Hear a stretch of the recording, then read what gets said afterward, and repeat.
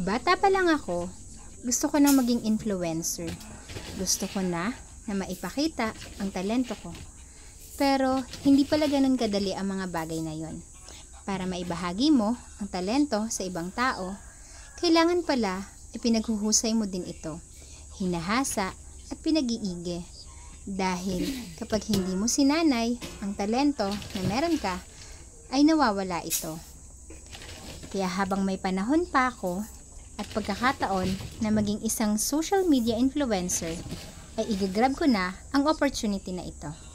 Dahil baka mapag-iwanan pa ako ng panahon at pagsisihan ko pa ito sa pagtanda ko. By the way guys, ang social media nga pala, ayon kay Google, Ang social media ay websites and applications that enable users to create and share content or to participate in social networking. Sa madaling salita, ang social media ay nag-iimpluwensya, nag-i-encourage, nagtuturo at pwede rin tayo nitong ma-convince.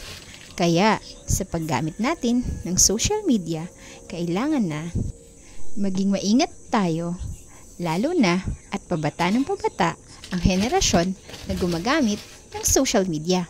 Kaya pinili ko na maging social media influencer para maibahagi ko ang talento ko na ipinagkaloob sa akin ng Diyos at gamitin ito ng tama.